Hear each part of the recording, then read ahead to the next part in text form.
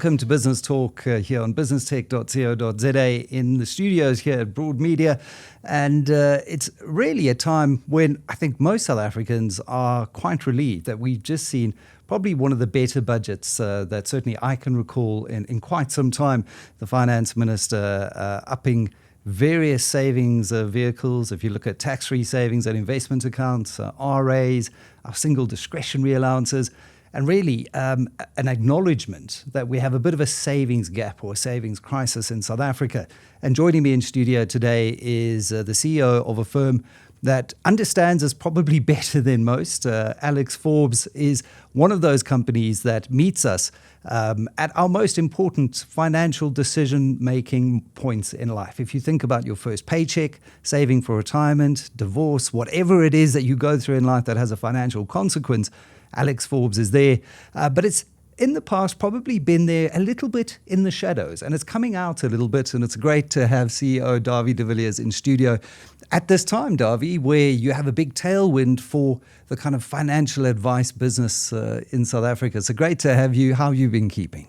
Very well, Michael. Thanks for having me. It's such a pleasure to be here. Yes, you talk about the budget. How exciting is that? For the first time in a long time, there's an underlying message of, it's good to save. For the general South African, and we don't have a savings culture. We can say what we want to, and we've got all of these wonderful institutions, trying to create a savings culture for South Africa, but it's been too tough. I mean, we also look at how tough it's been for individuals to just survive with power and water and electricity, all of those things that worry them. To create a better savings culture through the last budget has been phenomenal. People will now be able to save tax-free through the tax-free savings vehicle, the RA deductions, taking money offshore. Everything is just much easier, which creates that environment to save and save net of tax and net of fees. That's really exciting. And exciting for the country, exciting for you as a business. You've been re-engineering the business. You've now split the business into different verticals. You've got investments, you've got corporate, you've got retail and growth markets. But I want to talk about the individual, because that's ultimately why you exist, is to serve that member at the end of the day, or that individual. The client is changing. What is the biggest single change that you're seeing from where you sit in what South Africans expect from their service provider when it comes to financial advice? You're 100% right, Michael. It is about the end client. We talk about institutional business and corporates and pension funds, but ultimately, underlying, it's about the man in the street, the member, the individual saving.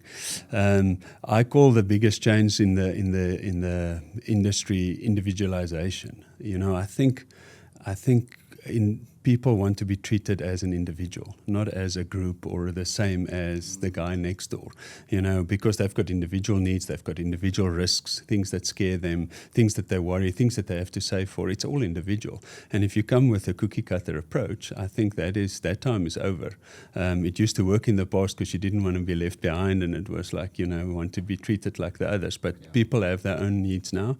And then what that brings is it brings, the fact that it's not transactional anymore. It's basically people want outcomes. People want different needs being looked after, and they want trust and they want communication. So it's a long-term relationship that you start to build, and an individual that wants to save deserves that. They actually deserves that from a provider. You mentioned the word outcomes, and I think it's such a refreshing shift and a change in language from kind of a product-driven approach that we've seen in the industry to say, what are the actual outcomes? And you and I have spoken in the past on that number of 6% of South Africans can save with whatever enough is, hasn't barely budged. But now we're talking about outcomes. When did that become a personal mission for you, Darby? It's funny, Michael. When I joined Alexforbes, for the first time I really saw the power of advice-led. We talked about advice-led when I joined. It was certainly not my innovation, but Alexforbes has always been about advice-led. So we talked about advice-led, but what I brought is I said, so what does it mean? what does it mean for a man in the street? So why would my advice be better than somebody else's just product sell? We have to measure the outcome for the member. So we became obsessed with having to measure that outcome for the member. Is he better off because he has, cheaper fees, or because the outcome or the advice drives him to a better outcome for him? Is it because he trusts and therefore he has less fear, less uncertainty, and therefore he's just much better off? And all of those things combined must lead to a better outcome, and we must measure it. And that realization for me has driven us to actually look after, how do we make the life for the member better, and then certainly how his outcomes are better, but not just because we say so, because we can actually quantify it. Yeah, and I think you touched on the trust issue. I think there has been this glaring trust gap or trust deficit in the South African market, largely of big institutions, certainly in the mass market. You see individuals maybe wanting to rather go into a stokvel, into a more formal savings product.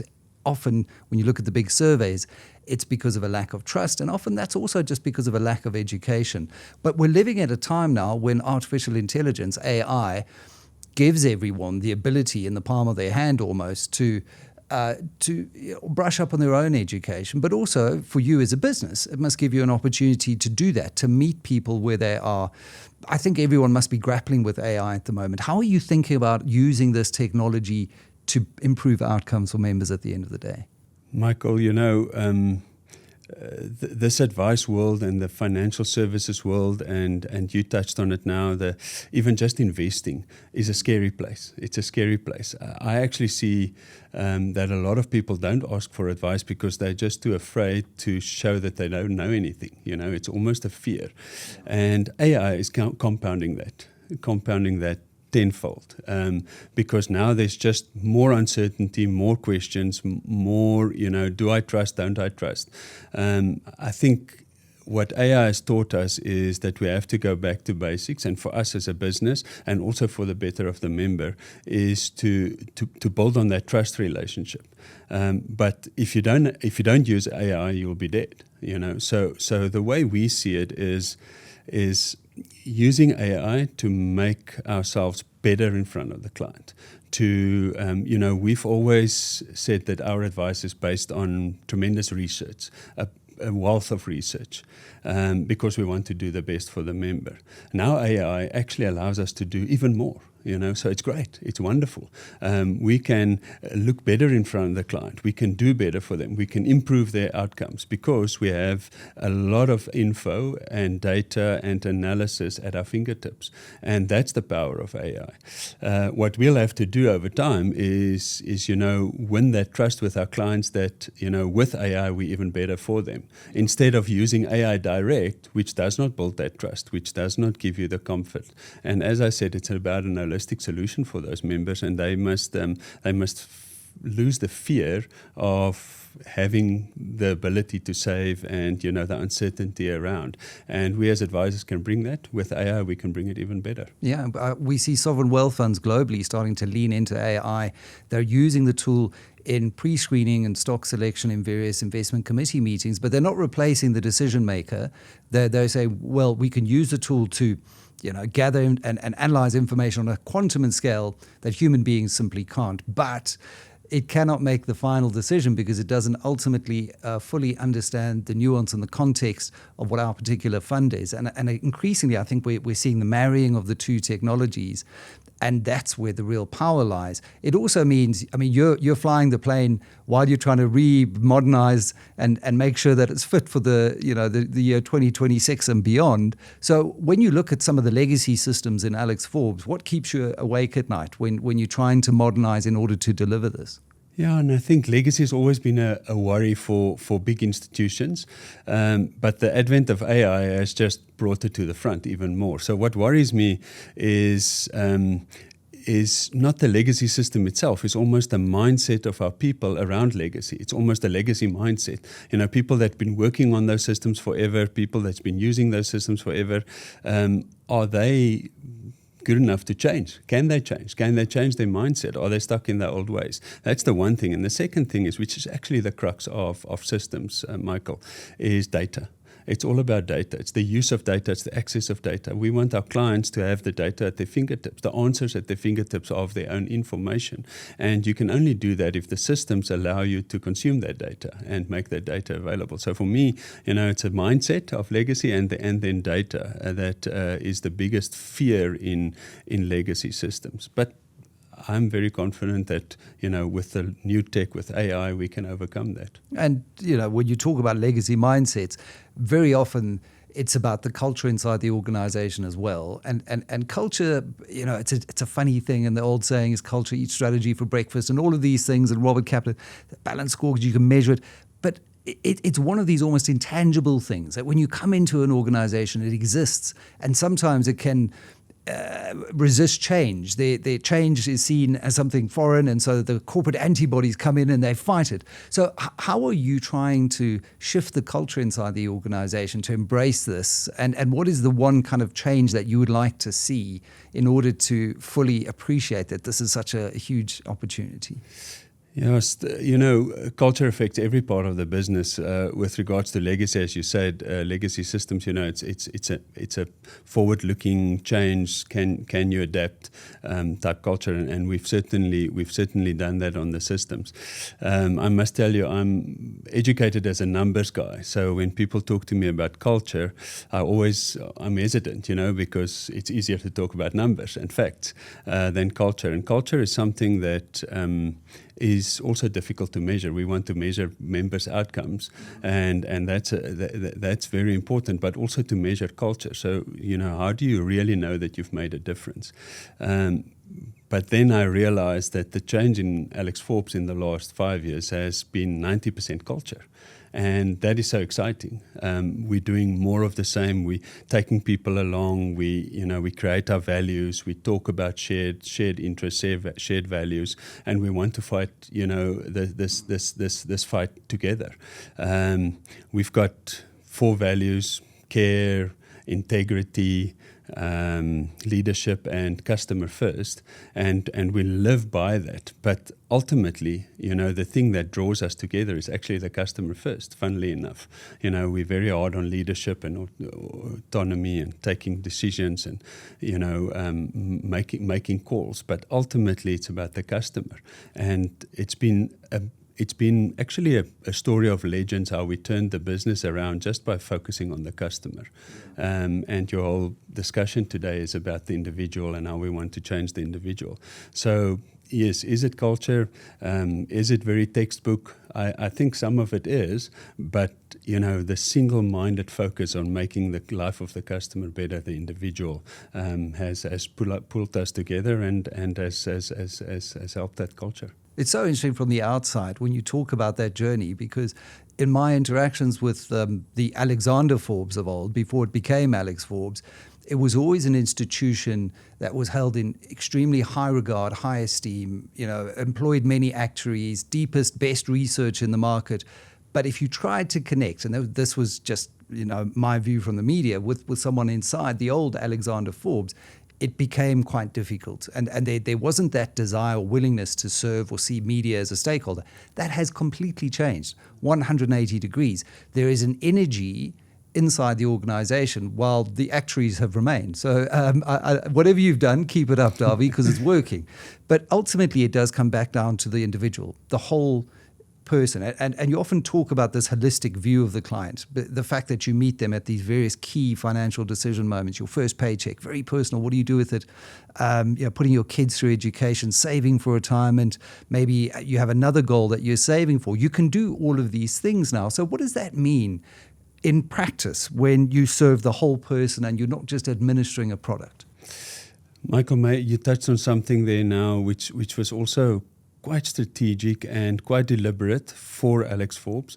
As you know, we started off as a pension fund administrator looking at funds and it was an institutional business for the sake of it, until we realized that it's about the member, as I said earlier. And what we also realized, it's about the member, but for many people in South Africa, that belongs to a pension fund, it's one of their biggest assets. It's their only way to save. It is a cost-effective way to save, a very tax-effective way to save. So and you save at wholesale prices. So it's a really nice place to be. And when my job almost internally was to make people in Forbes believe and realize the duty that we have for those members. And then you talk about their life stage. It's the first day a 20-year-old walks into a corporate, it's a massive, it's a fright. It's a frightening situation. They don't know what, and one of the top calls they must make is, where do I invest my money? And how do I invest my money? How much do I save in my pension fund?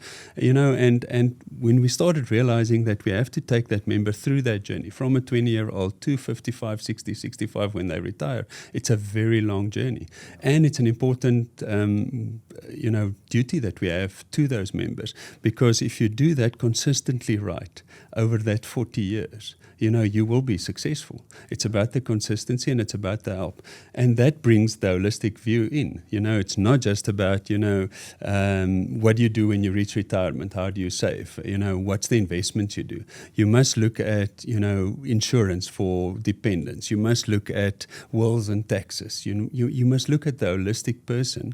And again, where it comes into, let's build that trust and walk that journey with the individual so that their lives are better, not ours, so that their lives are better. They can make more informed decisions. They can be part of the discussion. And just, what I've seen is, and I talk about the member a lot now, but what you can see is what makes the life of an individual better is if they have less fears and they have less uncertainty and they're more in control. And that's what we must try and aim to help them with. Money conversations in South Africa, I do find culturally we don't have them around the dinner table. I think we're quite a conservative culture when it comes to talking about money.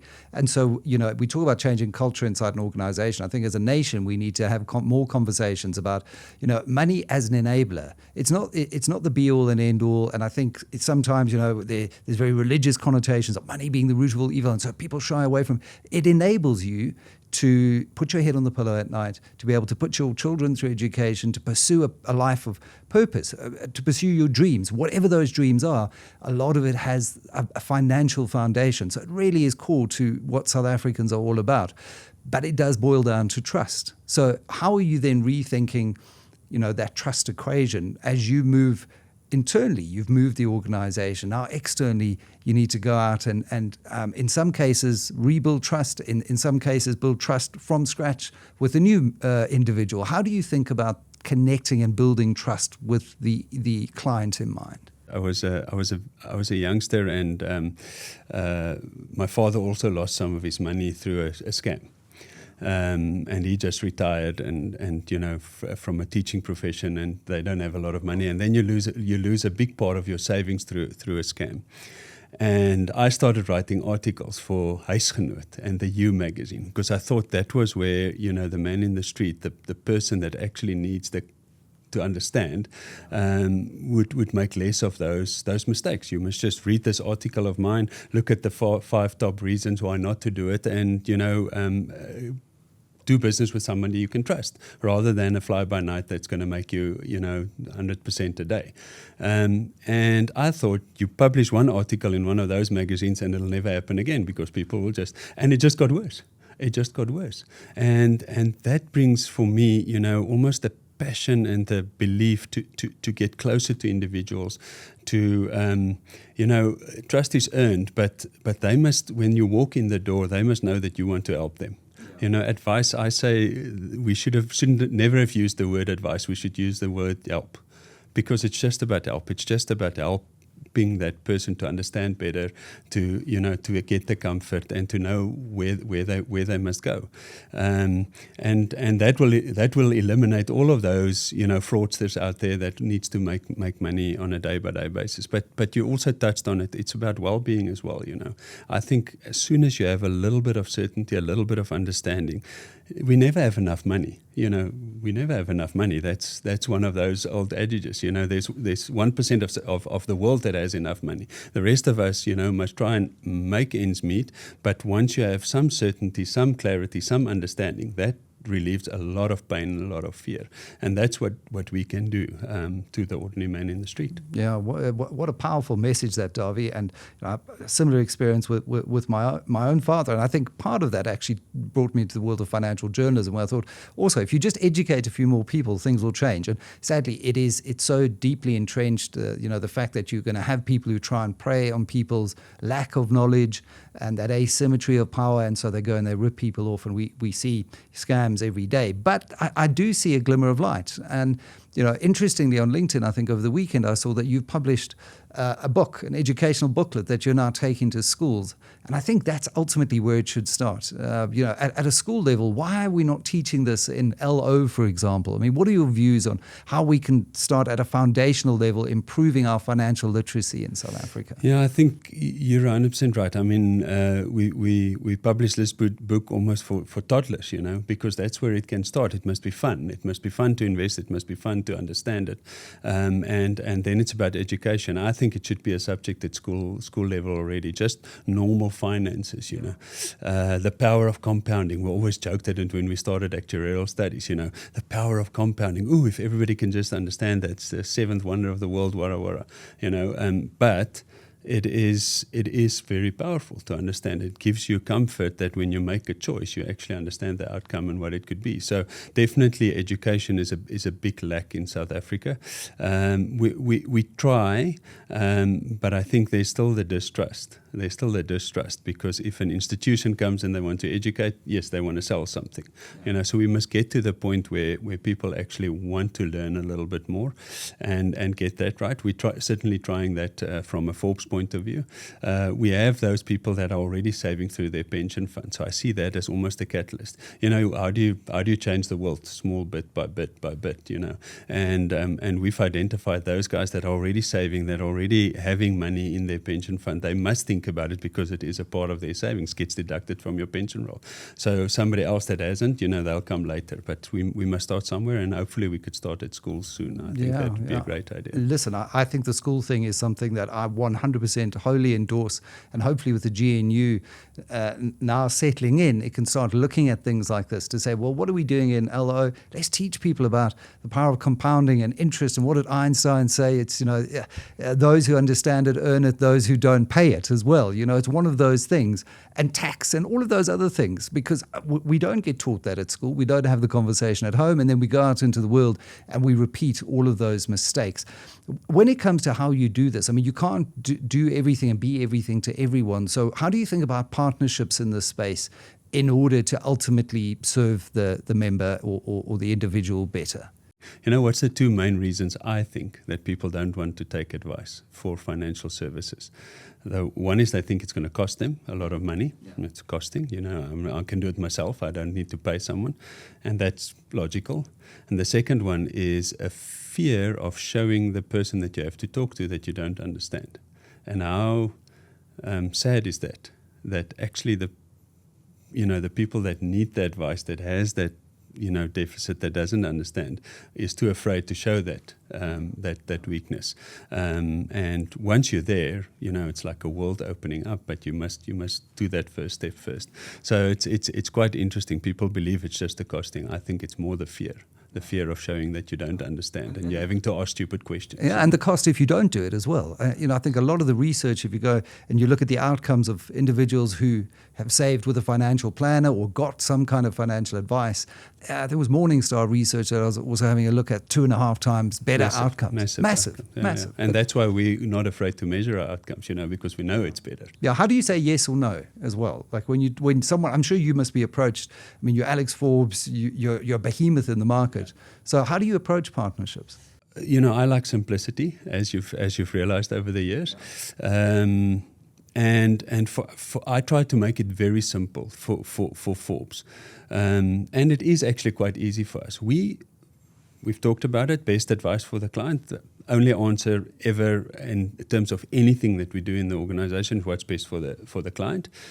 And then once we have that, we can't do everything ourselves. We're not experts. We have to have partners, and therefore it's quite easy to select partners. We always try and find the best partner or a suite of partners, whether it's investments, or whether it's life insurance, or just people helping us to build tech to change the legacy into modern systems. Find the best partner out there, because ultimately when we have the best partner that we can take in front of our client as part of the solution, holistic solution, or whether it's at the back end helping them to see their data better or service them better, it's finding the best in the market. That's also been, it sounds very easy, but it's actually been a wonderful experience to live. Once we made that mindset that we don't have to build everything ourselves, we don't have to compete with everything ourselves. There are experts out there that are actually great at what they do, and then you must just find those that have the same values as you, that feel the same about the client, and our scale actually enables us to do that at cost for the member. And it's a great outcome. It was so interesting listening to Kerry Fourie, the former CEO of Capitec, also talk about that inside a bank that wants to be more of a digital financial services business as well, and realizing that they don't have to do everything themselves, especially when it comes to IT and technology legacy. You rather tap into a system, AWS, for example. They're the ones continually ensuring that there's no legacy IT inflation building up in the system, and you can just go out and focus on what you do best, and that's servicing the end member. 100%. And you talk about legacy, you mentioned again, we talked about it earlier. Some of the legacy has got a bad name, but some of those systems get, because the partners do their job very well and they understand what they do, they upgrade it monthly. There's new releases, they keep up to date with AI, with how data is consumed. So, finding a good partner actually has a benefit to it. A lot of this sounds easy when you just talk about where you've come from and where you are today. But I'm sure there were some difficult conversations, some uncomfortable moments for you leading an organization with the size and the institutional entrenched culture that Alexander Forbes had into Alexforbes. So share a little bit about those difficult moments and maybe some of those uncomfortable conversations that you had and some personal reflections on the journey you've had so far. Michael, yes, it wasn't easy, specifically where we came from and what I wanted to do with the organization. But probably one of the most difficult things was the topic we're talking about today. And you can see how passionate I am about the member and the individual. It was for me a no-brainer walking into an organization like Forbes that our ultimate clients are the 1.5 million individuals that we service, not the trustee and the principal officer and the company itself. They are avenues to actually serve the member, because we're all aligned. We actually just want the member to be better off and be able to retire comfortably. But it was almost a swear word in the market, because it is we use words like cross-selling and selling product and building a retail business because you want to make money and you want to gather more assets, rather than the ultimate goal that it is about getting the member to save better, save more, and understand and have less, fear and anxiety. And that took me probably 2 years to ingrain in the business. People used words like the consultants do, like vertical integration and all of those things. For me, it was just, getting everybody around the table to say the ultimate member is the most important thing. How do we look at member outcomes? How do we improve that? Because for the member, it's a great outcome, firstly, but secondly, for us as a business, then we are playing where we can add value. And we are actually adding value. We're not just talking something or trying to sell something. And it's funny how something as simple as that took such a lot of effort and time to get right. I've reflected on it a lot, and maybe I could have done it easier and quicker. But I think there's a lot of value in the journey. There's a lot of value. We talk now, we have this discussion, and the only thing we talk about is a member outcome and improving that. We're actually excited about the budget speech, because there's better savings opportunities for members. This is great. This is wonderful. So it's probably the value in the journey to get here, that has transformed the whole business. We talk about culture. There's not one person in Alexforbes and, our partners in the wider Alexforbes that doesn't understand what it is that we want to do. We want to improve the life of the individual member. So that brings culture, it brings unity, it brings, alignment, easy structure. We're going through a budget session now and a strategy session with the board. It's actually going to be boring. because we know what we have to do, and we don't have to change anything. We must just do it better. And when you talk about putting the member or the client at the center of what you do, I often think of financial advice, financial services, financial well-being, almost in medical terms. And how often do you get referred to a doctor via word of mouth? And you rely on other people who've been to that specialist knee surgeon or doctor. Why? Because people trust what other people have said or the experience they've had with that doctor. And I think financial advice is so similar. So if you're delivering that outcome for the individual, you're likely to get referred elsewhere. And so the business will grow because ultimately you're a business as well. And of course you want to grow AUM. Of course you want to grow your footprint and have more people that you're servicing. But it has to start there and not the other way around. And it's amazing how many in the industry do start at the top, Darby. So I think it's a nut you're cracking. If you look back in 5 years, what is the one thing that will say to you, right, we succeeded and this is the kind of business we always dreamt we could build? Imagine you get to a braai with your mates and you talk not about rugby or cricket or soccer, or hockey, or the Land Cruiser, or the Land Cruiser, or camping and sports. The stuff that it's easy to talk about, the stuff that everybody has, something to brag about, or something to, sound excited about, or everybody can weigh in. That's what makes the chat around a braai nice. Imagine we can have a portion of that braai talk about financial services, talk about your funding, talk about your money. Not being scared that, I've got less than someone else, I'm not going to talk about it, or I made a mistake and I don't want to tell other. Educate each other and talk about savings. Talk about, yes, I've now put R5 extra into my tax-free savings accounts, and this is what it means to me. Because you understand, and everybody else will be excited about it. That would be unbelievable, and I think we must strive for that. I'm still going to get to a braai where we're going to talk about that. Currently, I'm the only one that talks about it. But looking back at Forbes, and that's my lead into Forbes. I really believe at my first 2 years, I just wanted to make it work, and I wanted to make it successful, and I wanted to get the company together and have that culture and unity and drive and strategy all done. Now I'm thinking about that legacy. What do you leave behind? And certainly for me, and for the whole of Forbes at the moment, which is why it's such a great place. We know all aligned. If we can come back in 5 years and you or any other commentator says that we remember 5 years ago and we talked about the customer, and now every South African actually knows and talks about Alexforbes being the investment destination, the place where, I trust people to give me advice. I trust people to invest my money. I trust people to look after my money, to help, as I said, rather than it being a trusted institution, but not on the lips of every individual. And, things haven't gone wrong. My service is great. I love the experience, but I love the experience and I love saving. That would be an ultimate legacy in 5 years' time. And I think we're going to get there. And people talking about it at the braai as well. Dawie De Villiers, it's been great chatting to you. It's felt like chatting to you around the braai fire. A great opportunity for you as a business, but for the country as a whole. Because if you succeed, the country actually succeeds. If we deepen our savings pool, we have greater investment, greater growth for the economy, and better prospects of more employment and a better future for all South Africans. The finance minister agrees. Finally, we've got a budget that really is a bit of a tailwind for your business as well.